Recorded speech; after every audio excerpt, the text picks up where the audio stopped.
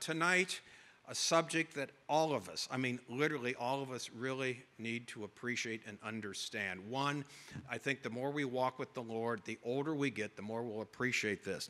So let me ask you a couple questions. Is God providentially controlling the events in your life? Is he? Of course he is. Are there such things as divine appointments? Yes, there are. And does the Bible have anything to say about the subject? Yes, it certainly does. For example, remember in the book of Jonah, we're not going to go through Jonah, but in Jonah, he had some divine appointments. He was going the opposite direction where God had sent him, and God sent a big storm at sea, and then after they threw him overboard, he sent this great sea creature to swallow up Jonah so Jonah could get back on the straight and narrow.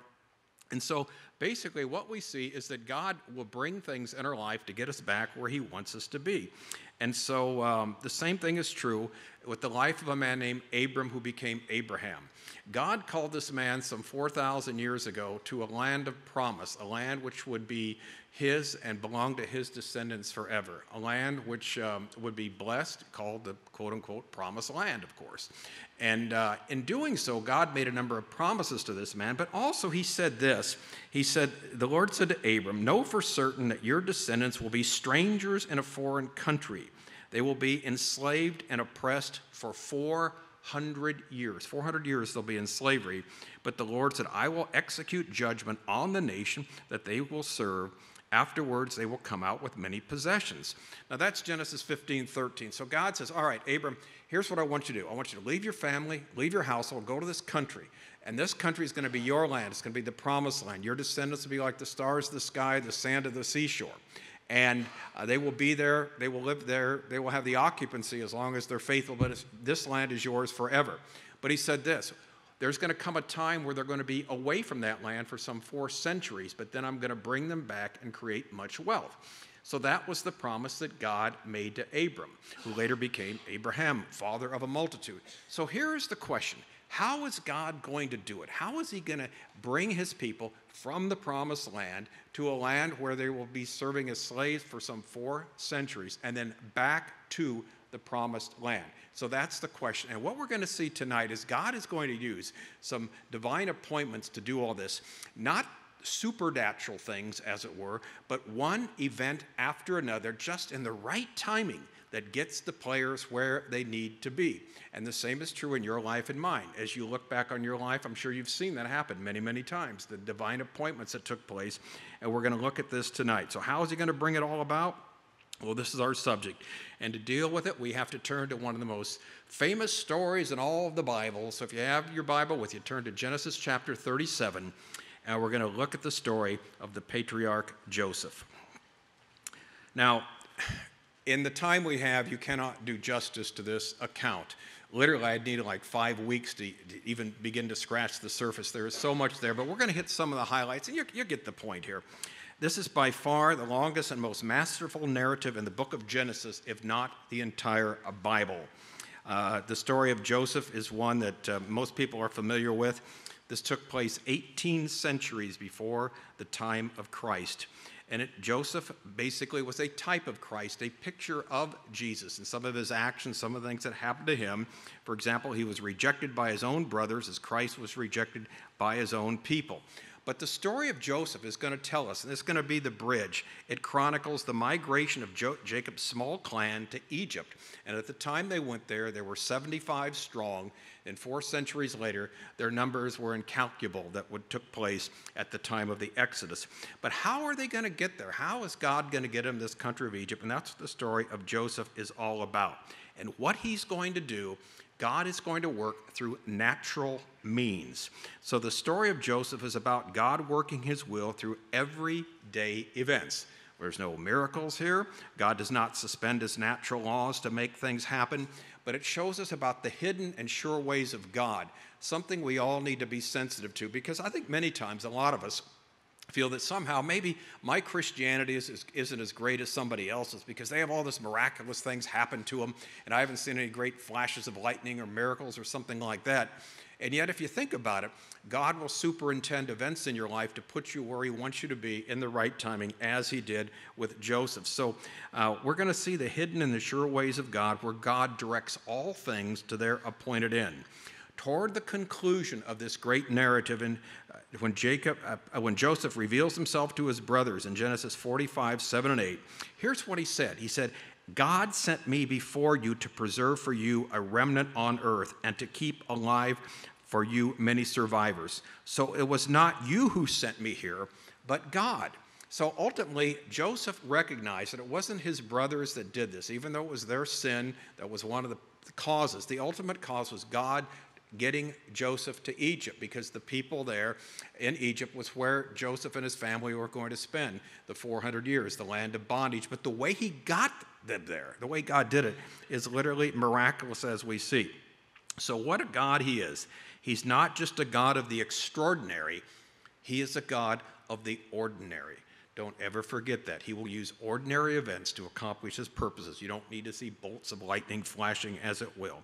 So his power and wisdom take both the good and evil in this account and put it all together to get Joseph's family into the presence of Pharaoh in Egypt, so the 400-year clock can start ticking with the exodus to the promised land. All right, front and center in this account is Jacob, his father, Joseph, and also one of his brothers, Judah. He will become a popular figure, an important figure in that. In fact, we had a question the other day on the radio. We didn't get to it. I saw it there, but we didn't have a chance to get to it. The guy never called back. I wish he would.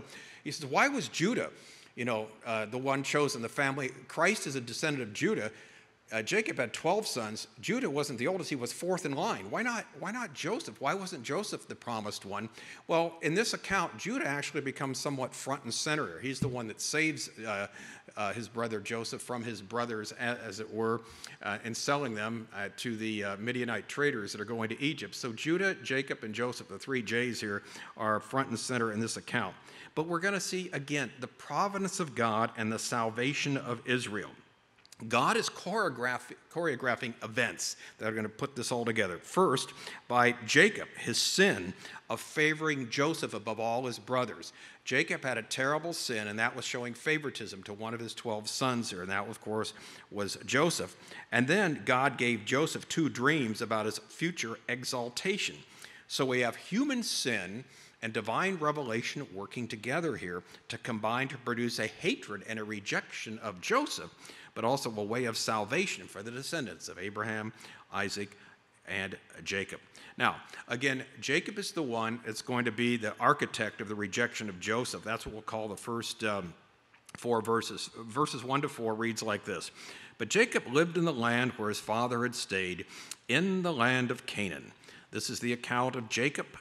Joseph, his 17-year-old son, was taking care of the flocks with his brothers.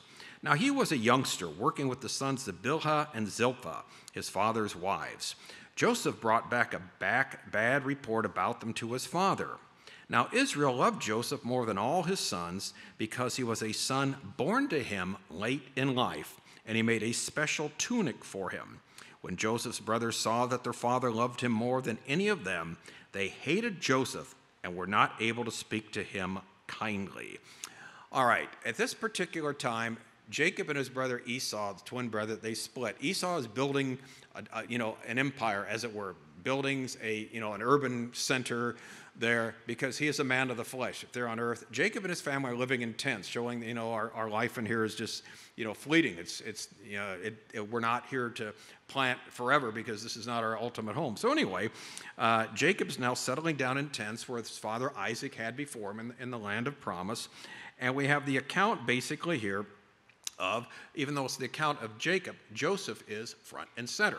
So Joseph now, he's 17 years old. He's shepherding his father's flocks with 4 of his older half-brothers. Now remember, he's the next to the youngest. The real young one, Benjamin, he'd just be a few years old at this particular time. Joseph is 17, all right? And he's with 4 brothers, Dan, Naphtali, Gad, and Asher, the sons of Jacob's secondary wives, Bilhah and Zilpah. Okay, they are full sons of their father, but they had a secondary status in the eyes of their father. Jacob did not love them as much as he loved the other sons that he had. And we had the same thing going with his wife, Leah. Remember, the unloved wife of Jacob. So Jacob at the beginning, we see he's a person who's showing favoritism, a horrific sin that none of us should ever do on our own children, show favoritism one for above the other. It's when you have children, and many of us do, it's like you have to, you love them equally, you treat them equally, you go out of your way, at least you should, to try not to show favoritism. You want to show the equal love. But here Jacob now, the patriarch, the man that was given all these promises of God, whom God spoke to, he shows less affection for the sons of these secondary wives than he did for his son Joseph. And they resented it. They knew this. So this is setting the stage for what's going to happen afterwards. So quite naturally, they have little regard for Joseph. He's a young punk. He's only 17. They're all older. And they know he's the favored son, even though they wonder what he's done to earn it now. So what we see now, they're shepherding together, Joseph and these four brothers, and Joseph brings back a bad report about the brothers. Now, some people say, well, Joseph was a tattletale. He's telling on them. He brought back a false report and trying to get them in trouble. Now, that's, again, when we read the scripture, everything we find out about Joseph as a young man, as an older man, he had a heart for God and a heart for truth. And he's just telling the truth. He's telling his father that, look, these, in fact, you read about them, they're ne'er-do-wells. That's who they were. You read about what happened before, what happened afterwards. So he's telling his father what happened there, the bad report. They're in serious wicked behavior. This is not the first time this happened to this family. So this was the report he brought back. Now, in the eyes of all of his brothers, this is a terrible offense. How dare you do this? We're your brothers, your older brothers, and you're telling Dad, who loves you more than us, that we're doing things wrong. So the favoritism was being shown, and now they're more angry than ever at poor Joseph, simply because they know that he is loved more by their father than them. So along with this going on, his blatant favoritism, which is unconscionable, there's a lifelong hurt too, because remember the story of his father Isaac and Rebekah. Isaac loved his brother Esau. His mother, Rebekah, loved Jacob. So they both showed favoritism, both the mother and the father. Now, he didn't learn from this because it was hurt. He had the lifelong hurt. His own father showed favoritism to his other brother, and yet he didn't learn the lesson, so he's doing the exact same. Sons are repeating the sins of the fathers, as it were. So anyway, it's unconscionable to do something like this, but this is setting the stage for how God is going to work. All right, he's going to use the sins of people just to get what he wants to get across. So he makes a special coat for Joseph, a coat that will stand out. Now, many Bible versions say a coat of many colors. We don't know that. The Hebrew word just means a special coat. A coat that goes all the way down, covers the arms all the way down to the ground. In other words, you couldn't miss Joseph when he was there. A coat like none other anywhere. So Joseph's got this special coat that none of his brothers had. Now, of course, the brothers hate him even more for that. Now you got this coat that none of us have. You got a special coat. You're the youngest. We're very upset with you, and this, appearing with this, it's just at the bottom of the food chain, as it were, as far as the brothers are concerned, because of the evil report, and now because of the coat that he's got. So the human causes now of what's going to happen become apparent. These people don't want anything to do with their younger brother. So we're wondering, where is God in all this? What, is he adding fuel to the fire? It says his brothers couldn't speak to him peaceably now. They couldn't even give him, talk to him normally. Why is God allowing this to happen? Well, we're going to see it's for a reason. And again, as we're reading the story, you have to understand this. Most of us know what's going to happen, but the first time you're reading this, you're wondering, well, Lord, where are you in all of this? You've got a father who's showing favoritism. You've got brothers who are jealous. You've got them adding to their jealousy with the coat of the special coat. But then the matter's going to get worse. God's going to seal the rejection of Joseph by giving him two supernatural dreams. All right, the first dream utilized the pastoral theme. They're out, pastoring in the wilderness, as it were. And he's compelled to tell it to his brothers. So verses 5-7 says, now Joseph had a dream, and when he told it to his brothers, they hated him even more. He said to them, hear this dream that I have dreamed. Behold, we were binding sheaves in the field, and behold, my sheaf arose and stood upright. And behold, your sheaves gathered around it and bowed down to my sheaf. Oh boy. Now, you don't have to be a rocket scientist to figure out what all that's about. And even, like it said, the dullest of his brothers couldn't miss the point that somehow he's exalted above all of them. This is the dream that he had, okay? Exalted above all of them. But he shared it with them. But as we know the story, the dream foreshadowed the future. This is exactly what happened down the line when they did go to Egypt eventually, many, many years later, some 13 years later, when they did bow down to Joseph there in Egypt, not knowing that it was Joseph. But it was a prophetic dream. Now, some people will say, well, Joseph, why did he share that with him? Well, a couple of reasons. Number one, he's a young, naive kid. But number two, in the ancient world, God spoke through dreams. He'd spoken through the dreams to his father Jacob, spoke through dreams to his grandfather Abraham. So they were used to getting dreams. And there seems to be a meaning. He felt there was some meaning behind this, although he didn't know what it meant at the time. So he naively probably just tells his brothers, and his brothers hate him even more for it. And so I don't know what he thought the response would be, but he told it nevertheless. But we're told his brothers increased their hatred for him. So they're thinking they're disgusted by him.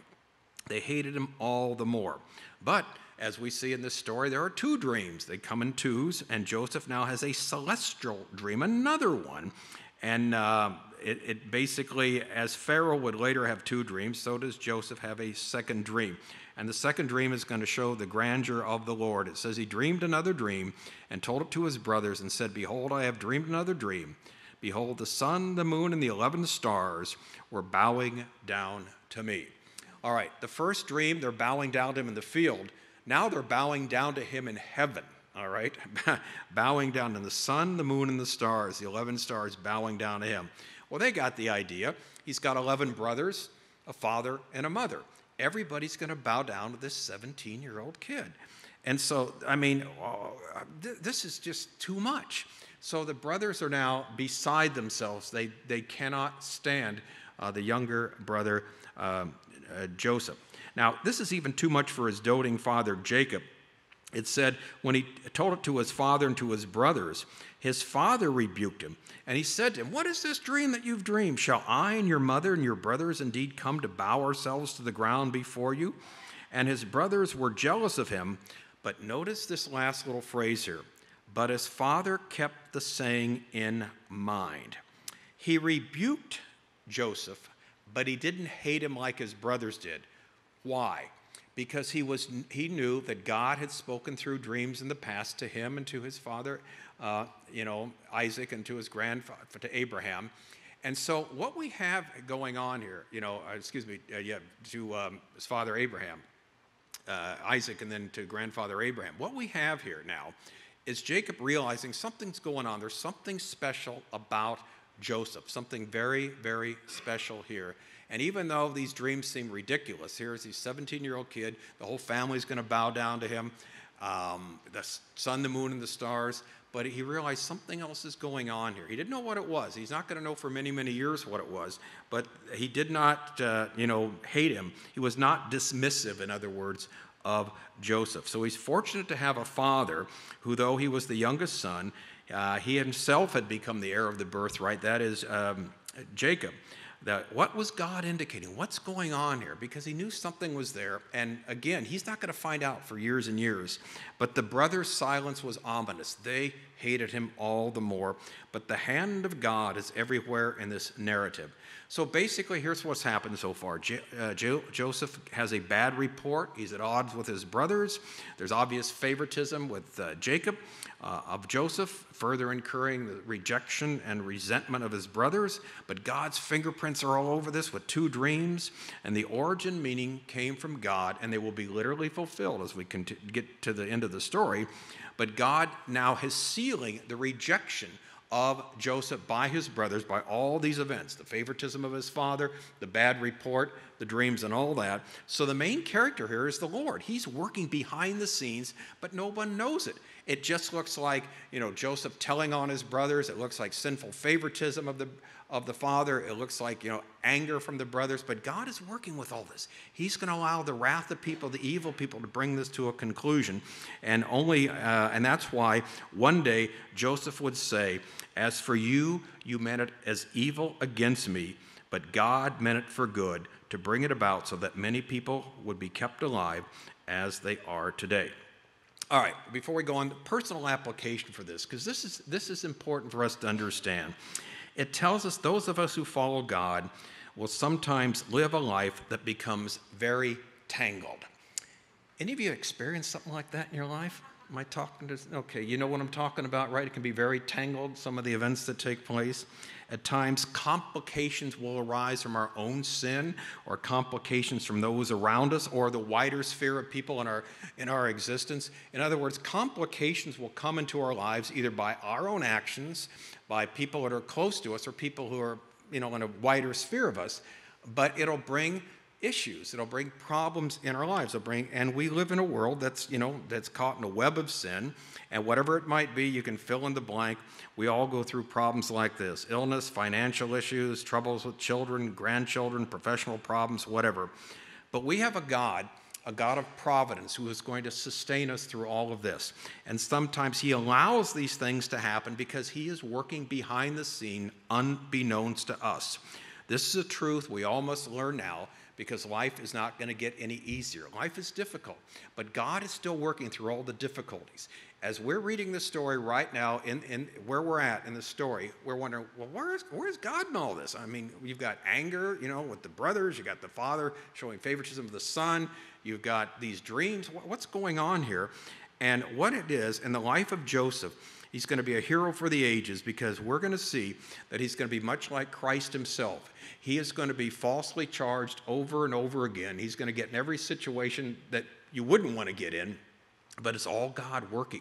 But first, the stage had to be set by his father's sin, the evil report Joseph brought back, the sins of his brothers, and the dream. So we go on. Verses 12 to 36 now. The stage is set. Joseph's reporting of the evil deeds, along with everything else, has caused, the situation to come to the proverbial head now. God's plan is in full motion, as it were, and it's going to look like, as we go and dwell into this, that all things are going bad here for poor Joseph. But again, God is doing things that Joseph and his brothers and his father certainly did not know. All right, the story begins now, and here's where the real story begins. Innocently enough, with Jacob sending young Joseph to check on the well-being of his 10 older brothers. All right, what's going on now? It's in verse 12 to 14. Now his brothers went to pasture their father's flock near Shechem. And Israel said to Joseph, "Are not your brothers pasturing the flock at Shechem? Come, I will send you to them." And he said to him, "Here I am." So he said to him, "Go now and see if all is well with your brothers and with the flock, and bring me word." And he sent him from the valley of Hebron, and he came to Shechem. All right, Hebron's about 20 miles south of Jerusalem, and Shechem was another 30 miles north of the holy city. His brothers are 50 miles away from home, 50 miles north, where Joseph is being sent. Now, I want you to notice something here. First of all, Jacob asked his son to go find out how his brothers are doing. Joseph could have said, "Dad, I got the coat. I'm the guy. Look, I'm the special son. You've got servants. What are you sending me for? You can have anybody check on them. Why are you sending?" He could have said that, but he didn't. Immediately said, the Hebrew, "Hineni, here I am. I'm ready, reporting for duty, sir." In other words, immediately, he didn't complain. He didn't ask, "Why me?" or mope about, "Okay, whatever you want, Dad, I will do." So he go and check on them, find out how they're doing, what they're doing. So he goes 50 miles on his own. That's a considerable distance there. And where he goes to Shechem is a very problematic area, because that was the place where in recent history, 2 of his brothers, Simeon and Levi, committed a bloody massacre of the Shechemites. So that's why Jacob was worried about them. So his son is now going to go see how the other ones are doing there in Shechem. But why send Joseph? Again, why did he send that? And we don't know. We don't know why Jacob did it, but he gets there. So anyway, he arrives at Shechem, and we find out when he gets there, his brothers and flocks are nowhere to be seen. Now, here's this well-dressed Hebrew youth alone roaming around in a Canaanite killing field, and that's not good, but God was watching after his chosen instrument. The first divine appointment now, verses 15 to 17. A man found him wandering in the fields. The man asked him, "What are you seeking?" "I am seeking my brothers," he said.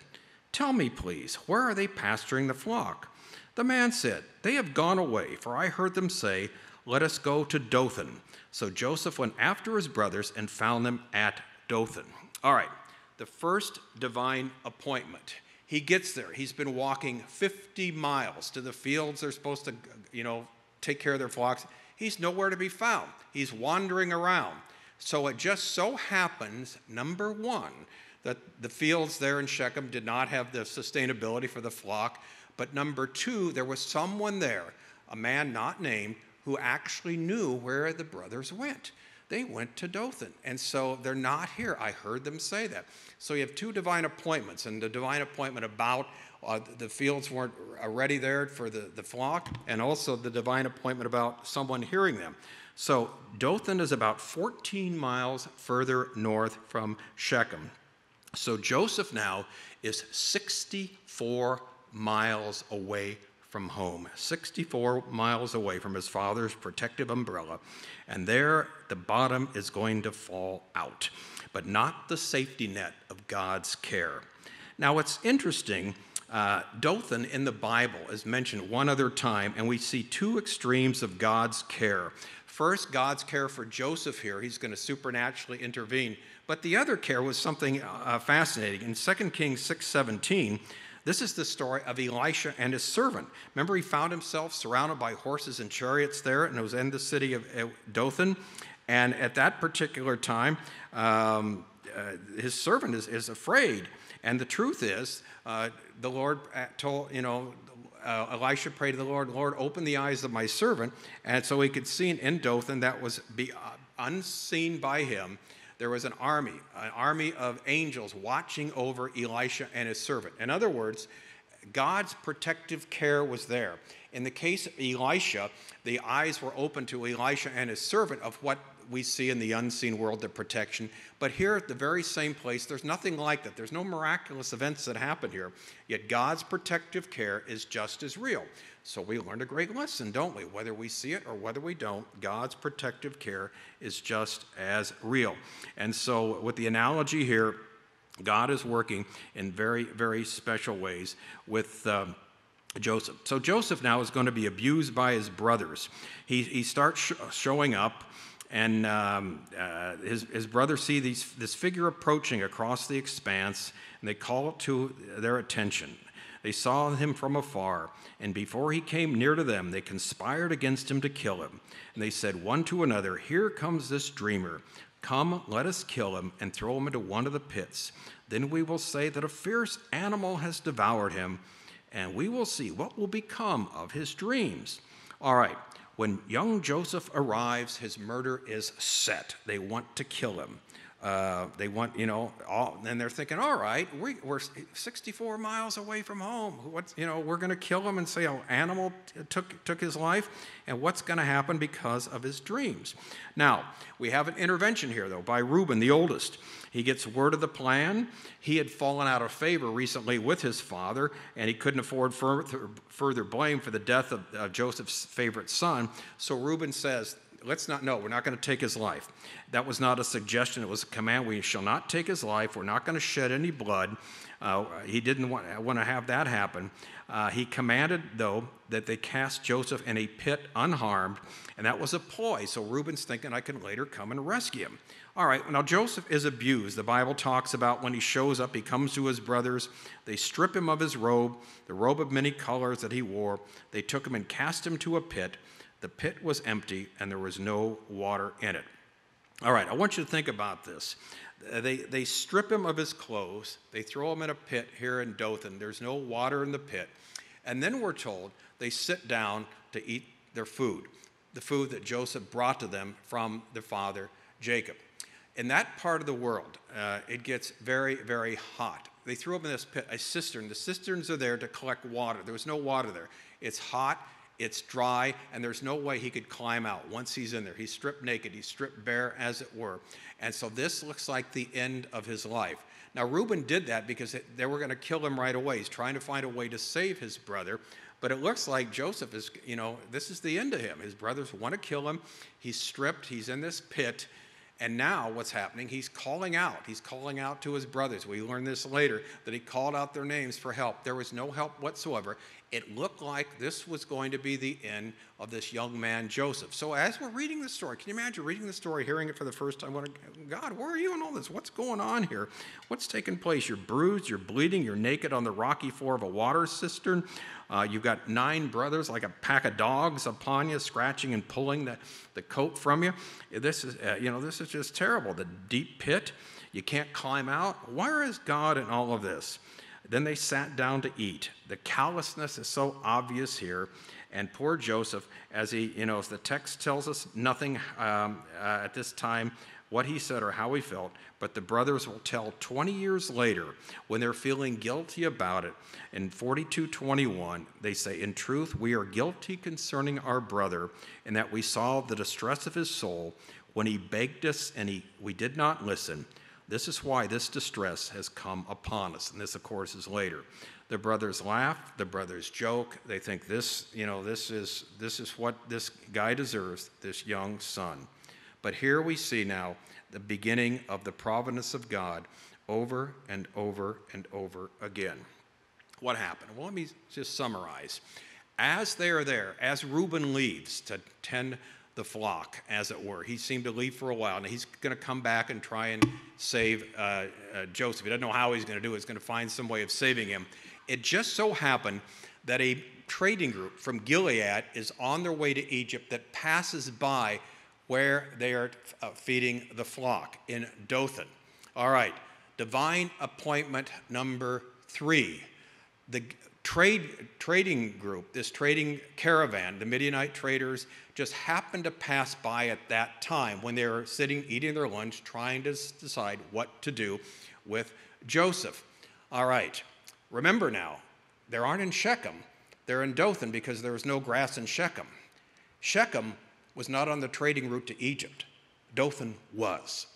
God had to put him in a city that would bring him to Egypt, and Dothan was the place where there was grass. The lack of grass there in Shechem brought him to Dothan. All right, we get the idea then. One of the sons says, wait a minute now. Hey, look, there's a trading group. Why do we kill him? He is our brother. Why not let's sell him? So for 20 shekels of silver, one of the brothers suggested selling the favored son. And the name of the brother that did it was Judah or Judas. Remind us of something else that happened of selling someone, the favored son of the father? Oh, yes. Some 2,000 years later, it would be the Son of God that would be sold by another Judas, this time, again, selling him into to the religious leaders for his own, to turn him over to be crucified. And so Judas now gets the idea of selling Joseph to the Egyptians. All right, by the time Reuben comes back, Joseph is sold 20 pieces of silver. He's gone. They figure, look, no one's going to know he's going to Egypt. We'll never hear from him again. They take Joseph's coat of many colors. They rip it apart. They put blood on it. And they come back and tell their father, can you imagine how, they know where he's at. But here's their father. He's mourning. He doesn't want to live any longer. He's going to mourn every day of his life for Joseph. And they bring it upon themselves, this pain that his own father's experiencing. But they don't care. They're callous individuals. And now Joseph is taken off into Egypt. And that is the end of the story, right? No, it's not. We're told at the end of the chapter that he was sold to Potiphar, a captain of the Pharaoh's guard. Why is that important? Why is the selling to Potiphar so important? Potiphar was the captain of the Pharaoh's guard. He was a leading official there in Egypt. So later, when Joseph was falsely accused of basically coming on to Potiphar's wife, as it were, Potiphar is so mad, he throws him in prison. But because he was an official of the guard, he throws him in the royal prison, not the prison where all the other people in Egypt go, but the special prison, the royal prison, where a couple of years later, as Joseph, again, instead of moping about everything, he was the best servant Potiphar could want. He goes and gains favor with the keeper of the prison, and a couple of years later, there's 2 of Pharaoh's servants that come in, the chief baker and the chief butcher, as it were, or chief steward, as it were, chief baker and chief steward. They each have dreams. Joseph sees them moping. He supernaturally basically tells them what their dreams meant. One of them be restored in a couple of days. One of them will be put to death. And he couldn't have done that unless he was in the royal prison. And what happens is the dreams are literally fulfilled. The chief steward is back in Pharaoh's good graces in a few days. The chief baker, as it were, is put to death, as Joseph predicted. And yet Joseph said, now, whatever you do, remember me. The man forgot Joseph. 2 years later, Pharaoh has 2 dreams. And Pharaoh has these 2 dreams and wondering what they mean. And nobody can tell him what they mean. He's just so upset, but he knows they mean something. And all of a sudden, the chief steward, says, oh, I remember when I was in prison. This Hebrew told me what's going to happen to me in the future, what's going to happen to the chief baker, and he was absolutely correct. I'm back in your good graces a couple days later, and he is now dead. So bring Joseph there. So Joseph is brought into the presence of Pharaoh, interprets the dream for him, and at that particular time, he tells him, Pharaoh, you're going to have 7 years of plenty, then you're going to have 7 years of famine, and unless you take care during these 7 years of plenty and store up the grain, all of Egypt will be lost and destroyed. So what you have to do is appoint somebody to oversee this, so at the time of famine, your people will be saved. And by extension, all the other families in the area will be saved, including the family of Jacob that's there in the land of Canaan. And of course, Pharaoh says, well, who better to do this than you? Now, can you imagine this? 13 years after all these horrible things happened to Joseph, we never see him moping. He becomes the best servant Potiphar could ask for, the best house manager. He rejected the comings on of Potiphar's wife, and yet he's falsely accused and thrown into prison.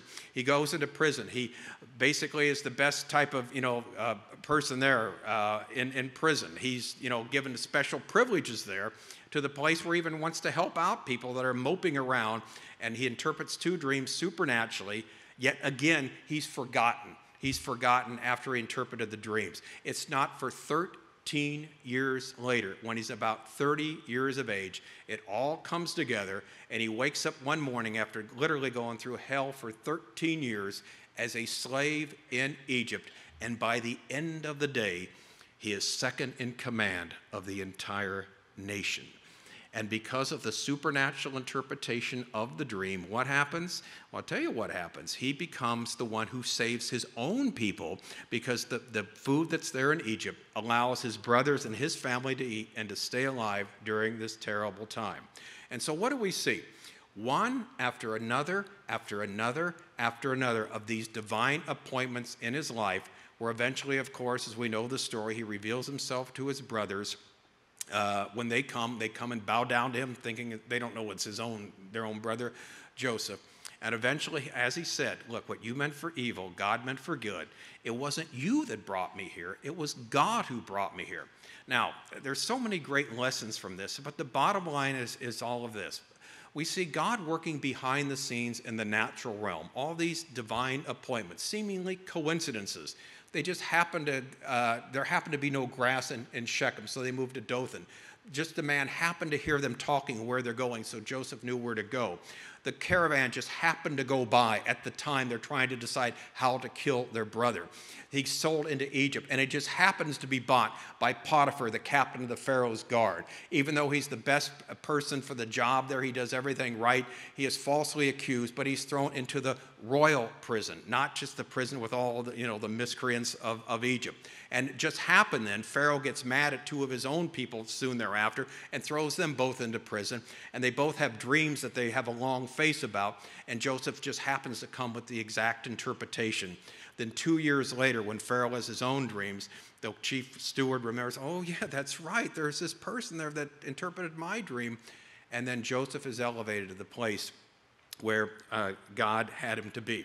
Now, here's the point of all of this, that there are things that happen in our lives, just like the patriarch Job at the beginning of his life.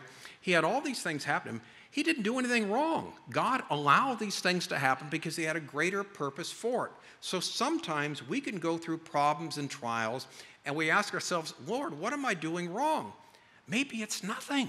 Maybe this is what God is needing to do to you to get you to a certain position in your life or a certain place. Now, sometimes you are being judged because what you're doing is wrong, but there's other times that God is allowing things to happen in your life and my life to get us to a place where he can use us or to have these divine appointments show up. So the point we want to make is this. When we look at the story of Joseph, we realize we have a God of providence, a God working behind the scenes where we don't understand why all these things are happening. But then some 13 years later, what happens? Joseph connects all the dots. When he is there ruling Egypt, just one rung behind Pharaoh, when he sees his own brothers bow down to him, when he realizes it's the dream that Pharaoh had that he interpreted, which allows his own family to survive. They would have died because of lack of food if it wasn't for him. He becomes the savior of his own people because God allowed the sin of his father, the favoritism, the evil that his brothers showed upon him because of that favoritism, to bring him to the place he needed to be. So all that to say this. Life is difficult, life is tough, but sometimes God, he's always working behind the scenes, and sometimes these things that seem to be so bad and so evil in our life will have a good ending. We don't know how it's going to happen. We don't know when it's going to happen, but it's going to happen. God is going to work out his plan in our lives. So here's the message tonight, amongst many other things, that if you're going through stuff and you're thinking, why me, Lord? What am I doing wrong? You keep checking yourself. Maybe you're not doing anything wrong. Maybe it's God working some way, somehow, to get you to some place that could only happen if you went through all this or ended up in some place you would never be had it not been for all the trials and tribulations you had. And that's the story of Joseph. So not only, let's look at our lives tonight, expecting, lightning to flash or something supernatural to happen. Let's realize that our God works mightily in the realm of the normal, the everyday, the natural. As he did with no grass in Shechem, a man that just happened to hear what his brothers said, a caravan that just happened to be passing by in Dothan, a man from the Pharaoh's guard that happened to buy him as a slave, a wife that happened to lie about Joseph, so he happened to get thrown into the royal prison. When two people got thrown in also, Pharaoh got mad at, just happened to be there. Joseph just happened to talk to them. Then later, Pharaoh just happened to have a dream, and God used that to save the life of not only the Egyptians, but also the nation of Israel. So God used that to get the family eventually to Egypt to fulfill the promise to Abraham that we started out with. How are they going to get to Egypt? Where are they going to spend 400 years there? Why? Simply because God had a plan. All things work together for good. Romans 8:28 tells us, to those who love God, to those who are the called according to his purpose. Let us never forget it, and let us never forget the story of Joseph.